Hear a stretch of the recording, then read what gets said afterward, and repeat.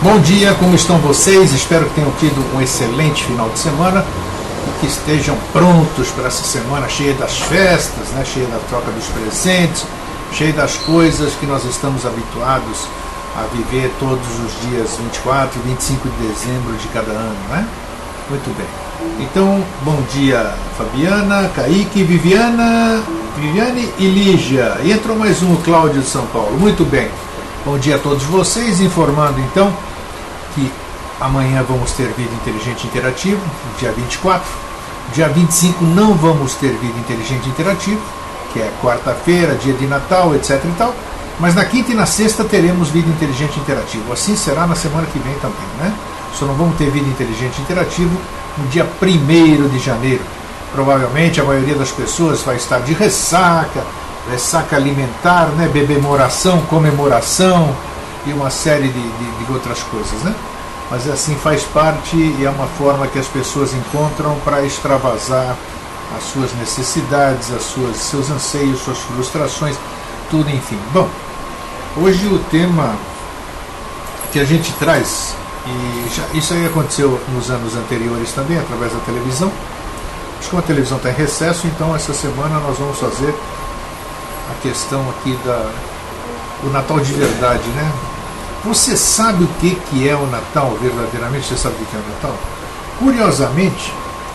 Curiosamente, a pessoa homenageada no Natal é quem menos tem a ver com a festa, sabia? É a mesma coisa que hoje vocês resolvessem, hoje dia 23 de dezembro, vocês resolvessem comemorar o meu aniversário. Mas como, Grego, vamos comemorar o seu aniversário? Se o seu aniversário é dia 11 de maio. Pois é. Então é assim que ocorre com essa festa que nós chamamos de Natal. Festas, Papai Noel, Natal. E hoje nós vamos saber a verdade sobre isso, né? Por isso que eu disse sobre o Natal de verdade, né? Aqui, em hipótese alguma, nós queremos tirar a fantasia, o encanto, a intenção, tudo isso aí que vocês pensam e sabem sobre o Natal. Mas não é justo também que a gente não passe o que você está comemorando de verdade. Porque quem sabe, a partir do momento que você souber o que você está comemorando, você comemore verdadeiramente o seu Natal, né? Você sabe o que você está festejando. Você sabe o que você está vivendo naquela data. Então você sabe o que você vai estar comemorando. Então, isso é muito importante para que a gente saiba o que a gente faz. A gente passa aqui o ano inteiro dizendo assim: você tem que saber o que você faz, você tem que saber o que você diz, você tem que isso, você tem que aquilo, né? Mas não, muita gente se acha autossuficiente, se acha tal. Então, paciência, não tem problema, eu continuo na minha aqui de levar informação e isento de qualquer coisa, não quero ter nenhuma influência, eu só quero levar a verdade, né? A verdade.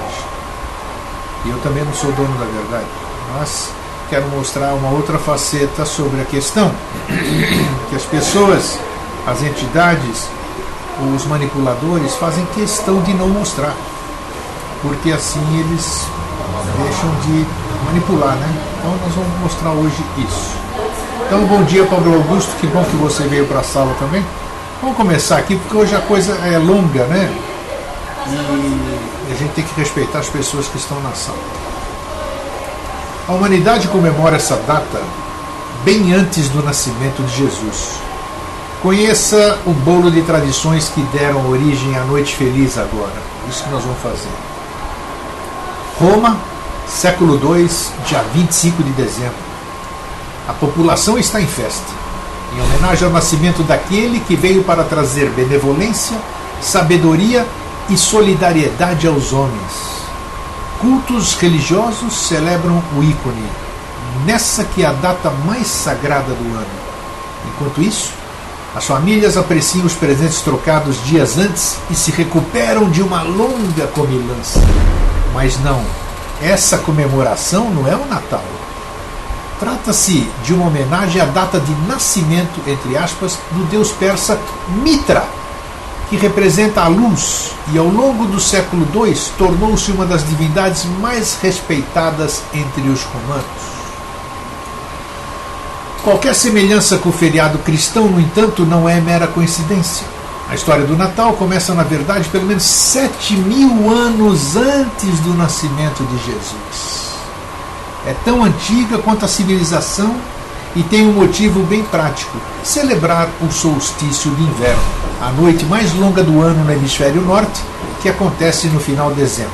Aqui, para nós, é o solstício de verão, né? Do hemisfério sul. Dessa madrugada em diante, o sol fica cada vez mais tempo no céu até o auge do verão.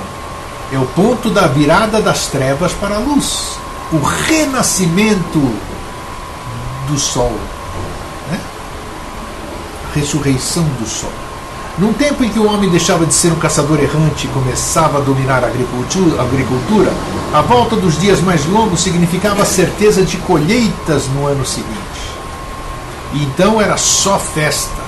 Na Mesopotâmia, a celebração durava 12 dias.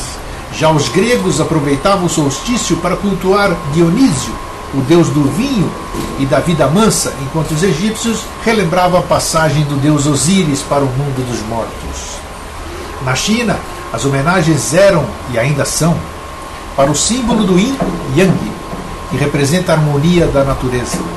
Até povos antigos da Grã-Bretanha, mais primitivos que seus contemporâneos do Ocidente, comemoravam. O forró-bodó era em volta de Stonehenge, monumento que começou a ser erguido em 3100 a.C. para marcar a trajetória do Sol ao longo do ano.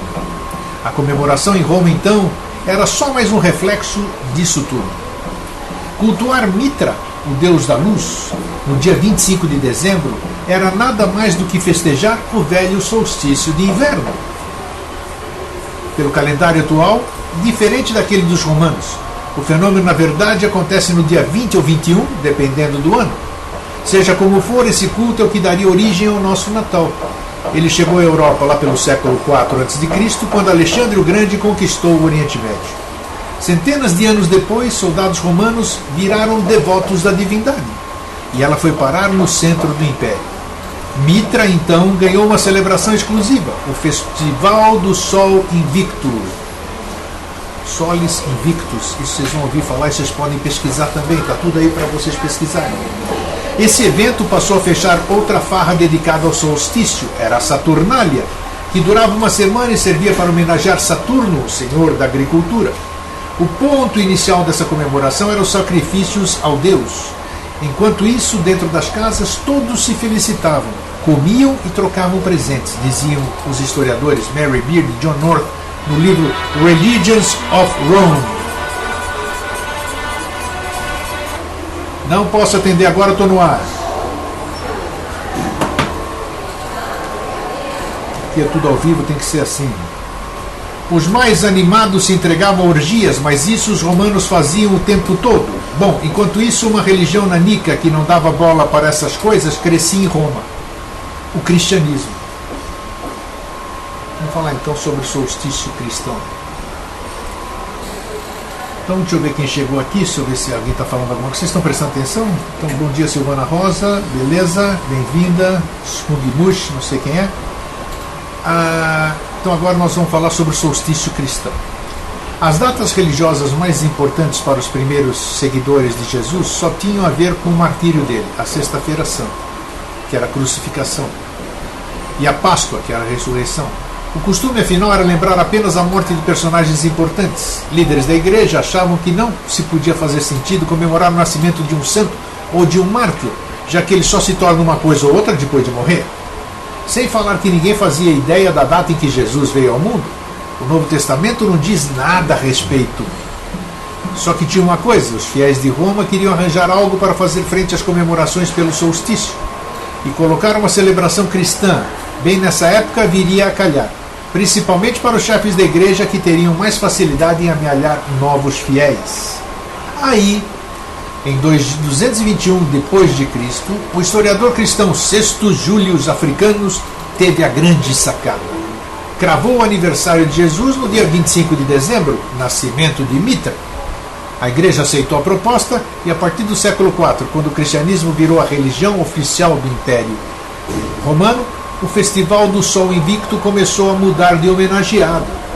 Associado ao Deus Sol, Jesus assumiu a forma da luz que traria a salvação para a humanidade. Então tiraram o Sol e botaram Jesus na história.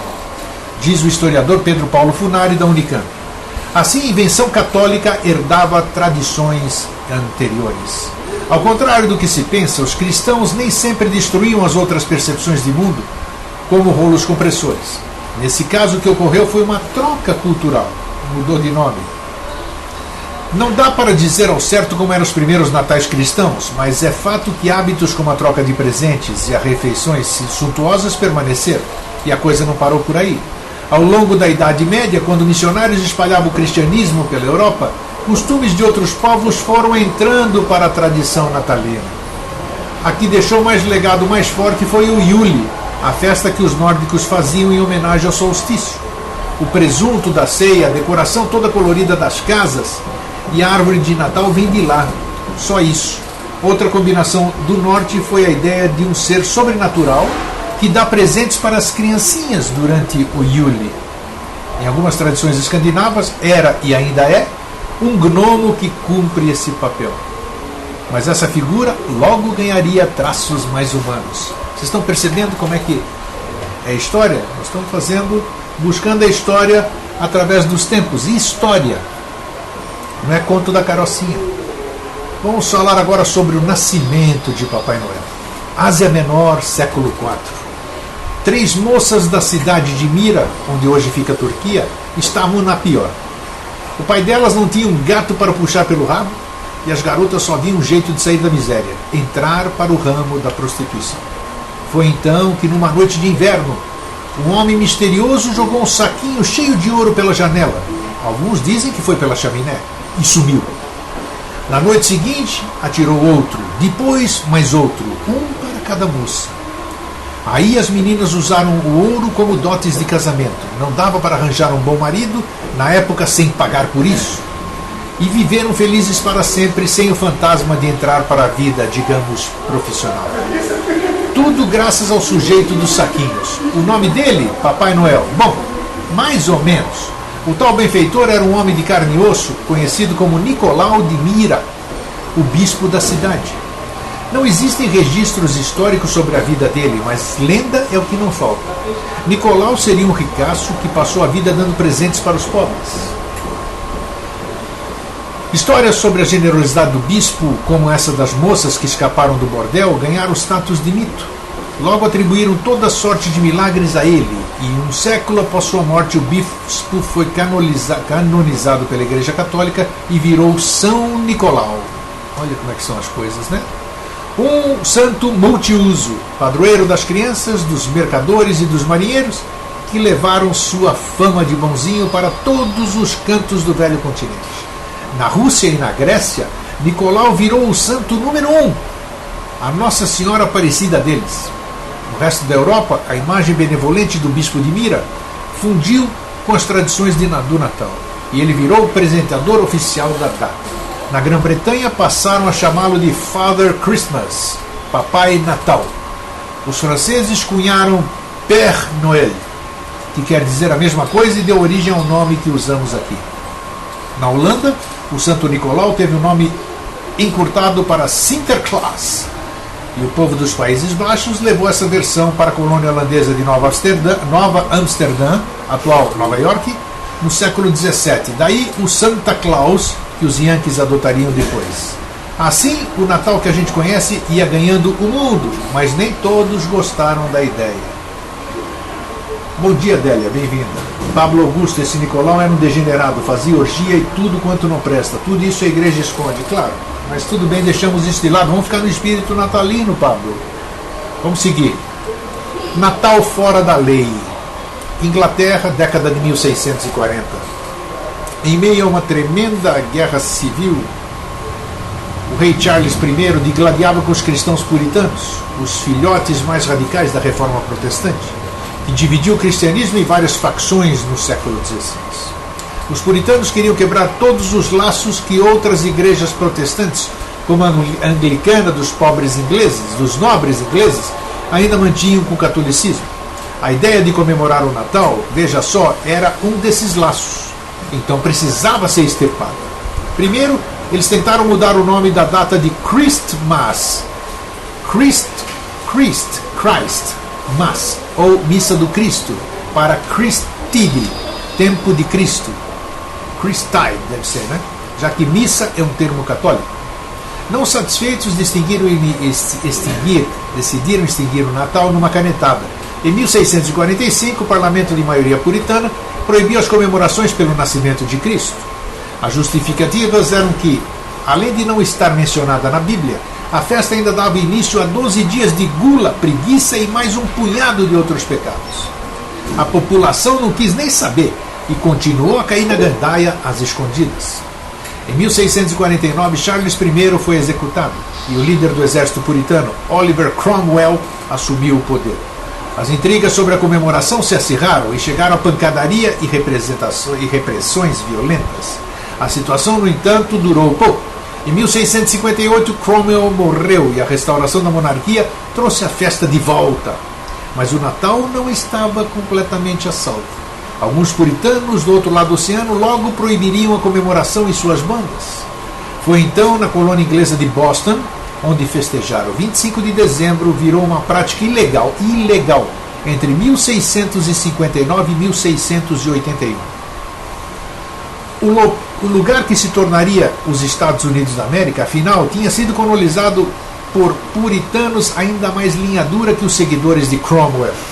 Tanto que o Natal só virou feriado nacional lá por volta de 1870, quando uma nova realidade já falava mais alto do que cismas religiosas.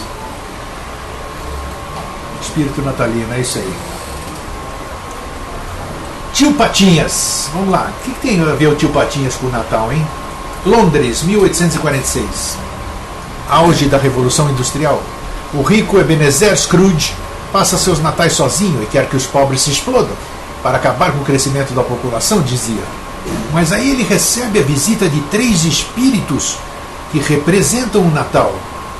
Eles lhe ensinam que essa é a data para esquecer diferenças sociais, abrir o coração, compartilhar riquezas. E o pão duro se transforma num homem generoso. Eis o enredo de um conto de Natal do britânico Charles Dickens. O escritor vivia em uma Londres caótica, suja e superpopulada. O número de habitantes tinha saltado de 1 milhão para 2,3 milhões na primeira metade. Deixa eu arrumar aqui. Na primeira metade do século XIX. Dickens então carregou nas tintas para evocar o Natal como um momento de redenção contra esse estresse todo. Um intervalo de fraternidade em meio à competição do capitalismo industrial. Depois, inúmeros escritores seguiram a mesma linha. O nome original do Tio Patinhas, por exemplo, é Uncle Scrooge. E a primeira história do Pato Avarento, feita em 1947, faz paródia a um conto de Natal. Quem tiver acesso pode verificar, é verdadeiro. Tudo isso, no final das contas, consolidou a imagem do espírito natalino que hoje retumba na mídia. Outra contribuição da Revolução Industrial, bem mais óbvia, foi a da produção em massa. Ela turbinou a indústria dos presentes, fez nascer a publicidade natalina e acabou transformando o Bispo Nicolau no garoto propaganda mais requisitado do planeta. Até meados do século XIX, a imagem mais comum dele era de um bispo mesmo, com manto vermelho e mitra, né? Aquele chapéu comprido que as autoridades católicas usam. Para se enquadrar nos novos tempos, então o homem passou por uma plástica. O cirurgião foi o dentista americano Thomas Nast, que em 1862 tirou as referências religiosas, adicionou uns quilinhos a mais, remodelou o figurino vermelho e estabeleceu a residência dele no Polo Norte. Para que o velhinho não pertencesse a país nenhum. Bonita ideia, né?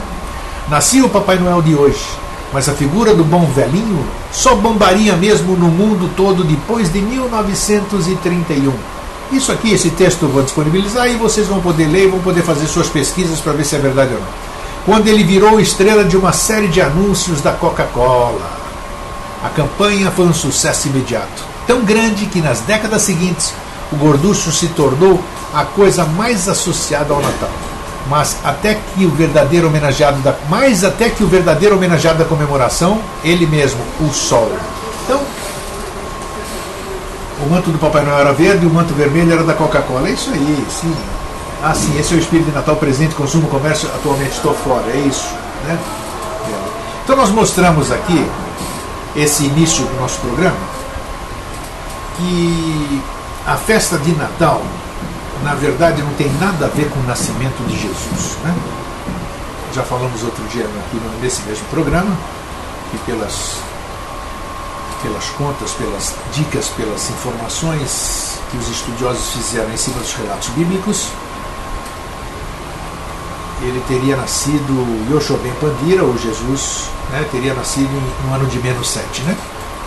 E não tem nada a ver com 25 de dezembro. Explicamos aqui o que se comemora nessa época. Exatamente dia 21 é quando o Sol tem o solstício de inverno, e quando o Sol depois ressurge forte, que tem a questão ressuscitou o terceiro dia, e vocês veem que todos os anjos, né, todos os santos têm aquela auréola sobre a sua cabeça, que nada mais é do que a representação do Sol, do Deus Sol, do Sol Invictus.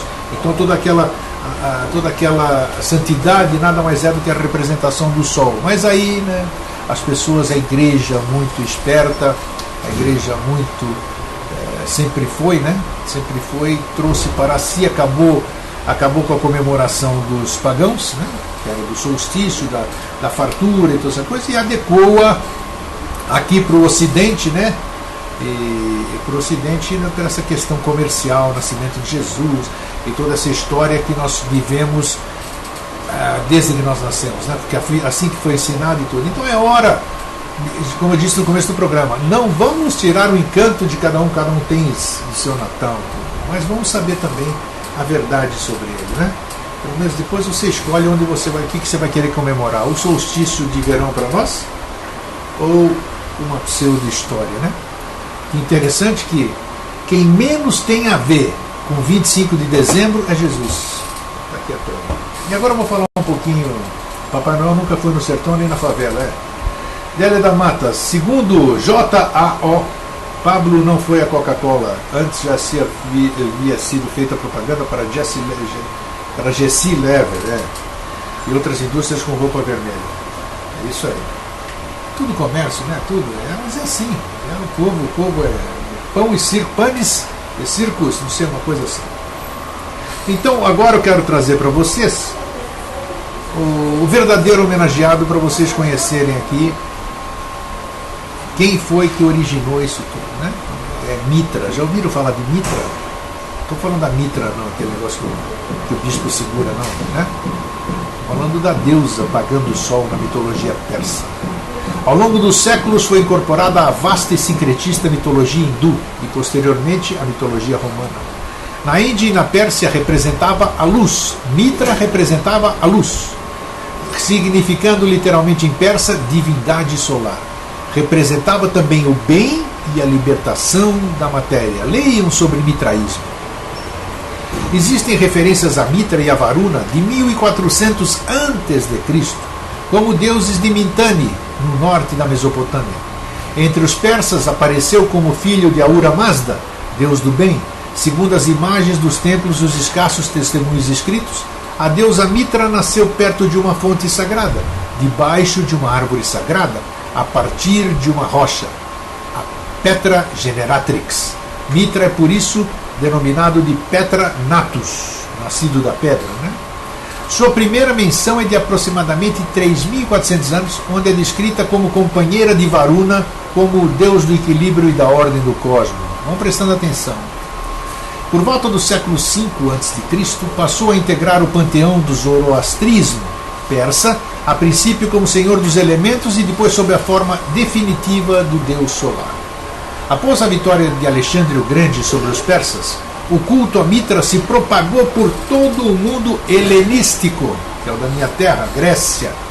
Só que a Grécia, o mundo helenístico era muito maior que a Grécia. Nos séculos 3 e 4 da era cristã, as religiões romanas, identificando-se com o caráter viril e luminoso do deus, transformaram o culto a Mitra no mitraísmo. Segundo Heródoto, Mitra era a deusa Afrodita Urânia, trazida pelos assírios com o nome de Milita e pelos árabes com o nome de Alita. Mitra, assim como os demais deuses persas, não tinha imagens, templos ou altares. Olha que interessante. Não tinha imagens, templos ou altares, porque, diferentemente dos gregos, os persas acreditavam que os deuses tinham uma natureza diferente dos homens. Bacana isso, né? O culto de Mitra chegou à Europa através desses povos, ganhando na Grécia Antiga uma efêmera analogia à deusa Hemera, pouco antes do nascimento de Alexandre Magno. Com a adoção da religião grega pelos romanos em 146 a.C., Mitra foi literalmente adotada com a equivalente de Hemera, onde se manteve até o século III. Em Roma foi culto de alguns imperadores, ao lado do Sol Invictus. Ambos eram os protetores do Império. Então os protetores do Império Romano eram Mitra e o Sol Invictus. O símbolo de Mitra era o touro, usado nos sacrifícios à divindade. O touro sempre pagou o pato, né? A morte do touro, que representaria a lua, era característica desse mistério que se espalhou pelo mundo helênico e romano por meio do exército. A partir do século II, o culto a Mitra era dos mais importantes do Império Romano e numerosos santuários foram construídos. A maior parte eram câmaras subterrâneas, com bancos em cada lado, raras vezes eram grutas artificiais. Imagens do culto eram pintadas na parede, e numa delas aparecia quase sempre Mitras que matava o touro sacrificial. Estamos no fim, não sei. Algumas peculiaridades do mitraísmo foram agregadas a outras religiões, como o cristianismo. Aqui entra o cristianismo. Por exemplo, desde a antiguidade, o nascimento de Mitra era celebrado em 25 de dezembro. E se vocês forem ver, Osíris nasceu em 25 de dezembro, todos os grandes, todos os avataras aí do passado nasceram em 25 de dezembro, nasceram de virgens, a história é a mesma. O mitraísmo entrou em decadência a partir da adoção do cristianismo como religião oficial do Império Romano. Olha aí. A principal razão para a decadência do mitraísmo frente ao cristianismo foi o mitraísmo não ter sido tão inclusivo quanto a religião cristã. O culto a Mitra era permitido apenas aos homens, e ainda assim apenas aos homens iniciados em um ritual que acontecia somente em algumas épocas do ano. Os rituais, continuam até hoje. O ritual de iniciação na religião mitraica consistia em levar o neófito até o altar de Mitra, amarrado e vendado. Olha só, hein? Olha, presta atenção. O ritual de iniciação na religião mitraica consistia em levar o neófito até o altar de Mitra, amarrado e vendado, onde o sacerdote oferecia a ele a coroa do mundo, colocando-a sobre sua cabeça.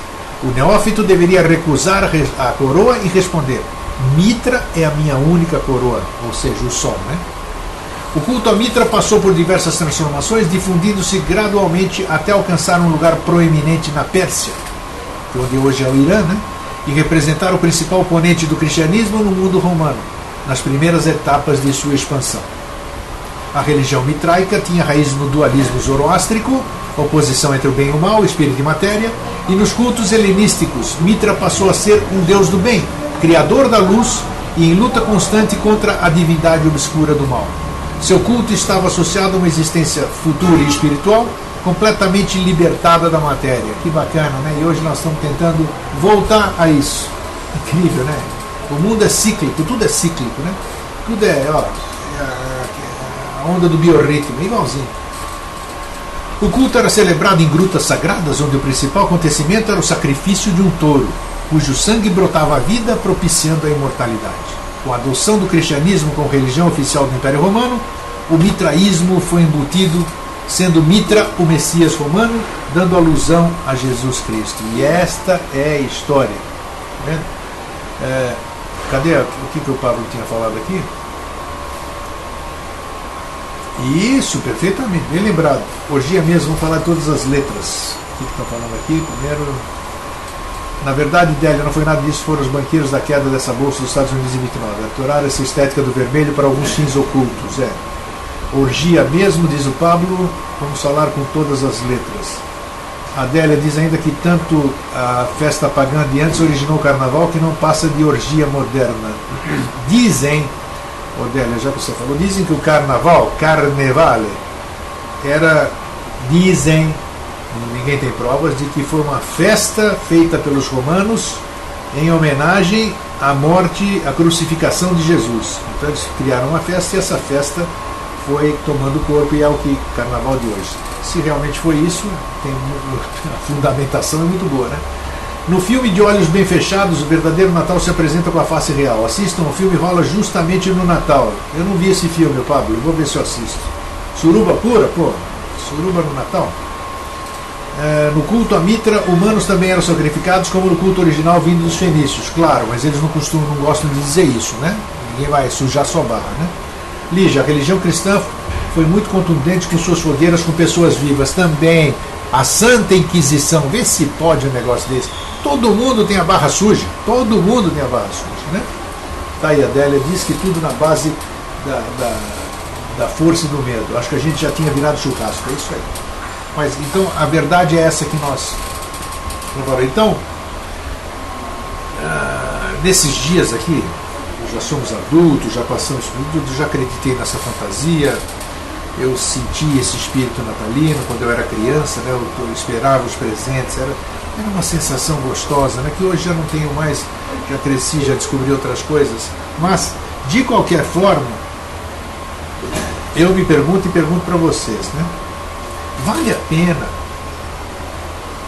a gente participar dessa farsa? Vale a pena num único dia enchermos a nossa mesa de guloseimas, um monte de coisa, convidar a gente, comer aquilo que a gente não come o ano inteiro, fazer aquela sobra, quando tem, não estou querendo ser piegas, nem esses outros termos aí, sei lá, né? Tanta gente passando fome, tanta gente desamparada. Hoje mesmo que saí para caminhar, tinha um morador de rua deitado no meio da calçada, os pés de fora, papelão em cima e a cabeça de fora. Eu falei, cadê o serviço social? Isso é o espírito de Natal? Cadê as pessoas para recolher? Não, mas está todo mundo preocupado com as suas coisas. Trocar, dar presente. Fui na missa domingo, na missa grega, né? Pô, entraram com sacola de presente na missa, para dar uns para os outros. Cada um faz isso. Mas eu acho que isso tinha que ser vivido, esse espírito natalino, né? Ninguém sabe o que se comemora. Se comemora o nascimento de Jesus. Eu mostrei para vocês que não se comemora coisa nenhuma disso, nada a ver. Então esse espírito ele tem que ser todo dia, não pode ser no dia 25 de dezembro, não pode ser na Páscoa. A Páscoa nós vamos falar na Páscoa, por ocasião da Páscoa também, qual é o verdadeiro sentido da Páscoa. Então essas festas aí, ou a gente para com isso, ou então a gente, nesse dia a gente se torna um pouquinho mais humano e vai ajudar quem precisa mesmo, cara, né? Deixa de gastar todo aquele treco que você enche a sua casa, convida todo mundo lá para fazer aquela comilança, bebelança. Use esse recurso e vai dar de comer, pelo menos para aquelas pessoas, porque pelo menos elas uma vez no ano elas vão ter uma comida decente, né? Mas ninguém faz isso. Mas deixa para lá. Também não estou aqui para mudar o mundo e nem sou Messias, não sou coisa nenhuma, né? É isso que eu estou falando. Olha, tá vendo, Fabiana, por tudo isso porque eu acho que não devo motivo para comemorar o Natal. Sabe, é para você ter consciência, cara. Você ter consciência. Mas a energia do dia do Natal é muito forte e bonita. Não devemos colaborar com esse estado compartilhando essa comemoração? Eu não. Depende. Por que só nesse dia, Viviane? Está comemorando o quê? Feliz Natal, Feliz Natal. Feliz Natal o quê? A gente nem sabe o que estão falando. É isso que eu estou falando. Um único dia?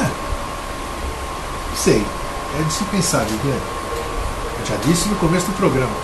Queremos tirar absolutamente nada, o encanto de ninguém, a crença de ninguém, absoluto. Só estou mostrando uma outra questão. Simone, pois é, como tem santos em um lugar que queima as pessoas, que eles aceitavam isso? Não consigo entender e acho que não tem explicação que me convença. A Adélia diz que algumas pessoas do nosso grupo já não compactuam com isso. Todos os dias, porém, esse dia a emanação está forte, pois todos pensam em coisas boas, eu acho. O que adianta? O que adianta? É uma coisa boa, mas nem sabe o que estão pensando, Viviane. É uma farsa. É uma farsa. Estão pensando em coisa boa para si. Para si, para o seu filho, para o seu pai, para sua mãe, para os seus parentes. Né? E dane-se o mundo. Dane-se o mundo. A verdade é essa. A verdade nua e crua, infelizmente. Mas tudo bem. Vamos pelo menos participar desse teatrinho. Vamos ser os atores, né? e vamos nos abraçar, vamos beijar, aquelas coisinhas tudo. Ai, ai, pra você, pra mim, amigo secreto, ui, que bonito. Isso é Maia. Isso é Maia. Né? O resto é resto. Isso aí. Pensar em coisas boas em um único dia do ano, é isso que eu digo, Fabiana. Né? Sabe que o Natal é 14 só com festa e alienação. Vai ser Ano Novo, Carnaval, Emenda, Semana Santa, São João, Copa do Mundo, cachaça, protesto e para coroar a eleição, que tem festa, comício, bagunça, etc. Falou, Pablo. Esse é o nosso mundo. Esse é o nosso Brasil. Um país da civilização futura, né? Como dizem. Não vi nada ainda, mas tudo bem. A única coisa que eu vejo no Brasil é que é um país continental, um país de um clima fabuloso e um país que acolhe todas as raças sob o seu seio. Isso aqui vai ser, tomara. Tem tudo para ser,